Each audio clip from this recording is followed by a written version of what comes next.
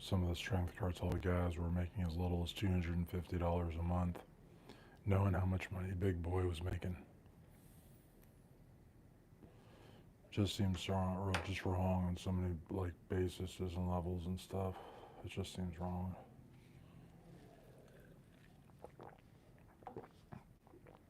I mean, you see these folks like at the big booths, and the big cars, and living that carnalismo. You know, it's la onda. It's like your mother's love. La onda. And the reality of the matter is, like the Strength Cartel guys, they're not. They're like la onda. Some of them might be tres puntos, and some of them might be vatos locos forever.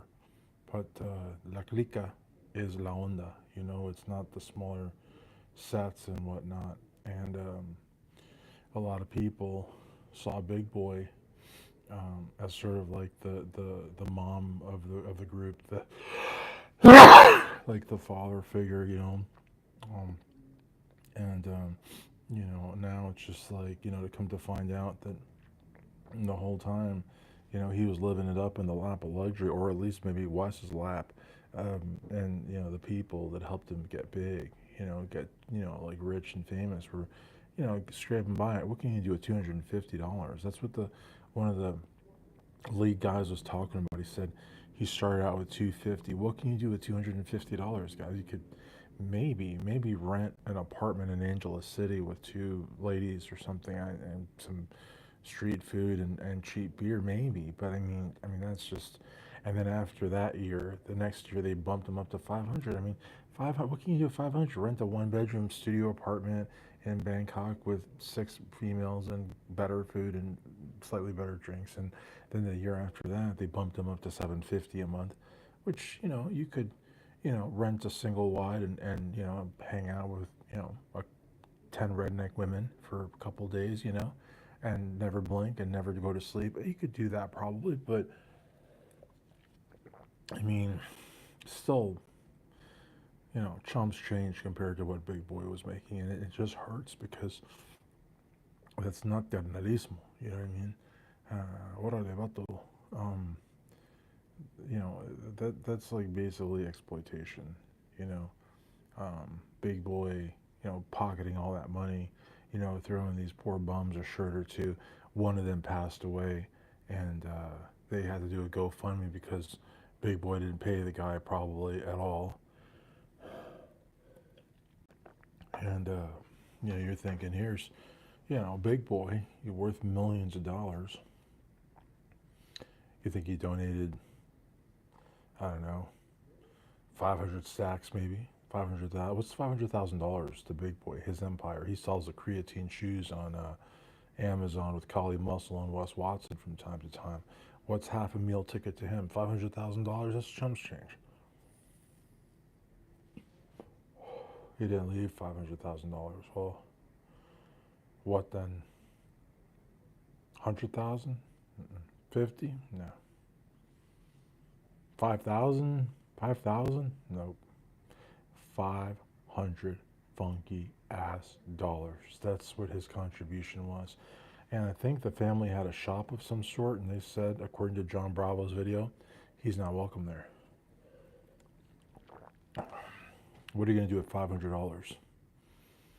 Funeral costs like 10 grand easy, and for a celebrity like this guy was, what are you going to bury him in a Maxwell House coffee tin or Folgers coffee tin? Can't do that. Show the man some respect. You know, be a real Chicano, a real Bato Loco. But no, it's crazy. You know, you guys ever worked a booth before, you would know. But it's hard work. You're dealing with nonstop people, like people coming by. Even if you have like a whack booth, like if you're selling some service or whatever, you're going to talk to hundreds of people easily. And if you've got a crazy popular booth like Strength Cartel does, you're probably going to talk to, like, let's say you're at the Arnold Classic, or let's say you're at the Olympia or FIBO or one of those things, Body Power. you're going to talk to at least a good couple thousand people over a weekend easily. And if it's a really good booth, you might talk to 20,000 just at your one booth. I'm serious. So to do that and to sell the shirts and just be about the vibe and all that, and then to walk away with nothing, or walk away with a few shirts, or maybe he takes them out to dinner or something like that, that's pretty sad. I mean, a booth worker, like just a random booth worker, should make at least 3 bills off of that. 3 bills. Some of these guys are getting paid $250 a month, and that includes like 4 days working at an expo. And that to me is like slave-like conditions. That's messed up. That's messed up. And I bet you he made them sign exclusivity contracts too, so they couldn't work with any other channel. You saw the one guy that was like a founding member of the Strength Cartel. Just because he wanted to have his own YouTube channel, they basically turned on him, they being Big Boy. So it's not like they're exactly spreading the wealth either with social media.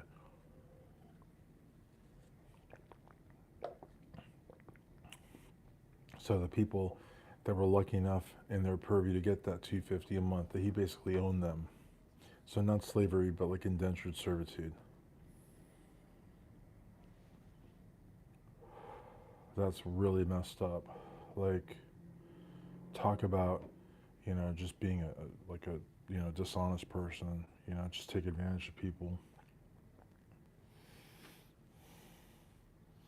And like the one guy said, initially, like he would talk crap about Kali Muscle, and now he's working with Kali Muscle. Then he would talk crap about Wes Watson. Now he's working with Wes Watson. Like, the guy's not a gangster. The guy's a straight up capitalist.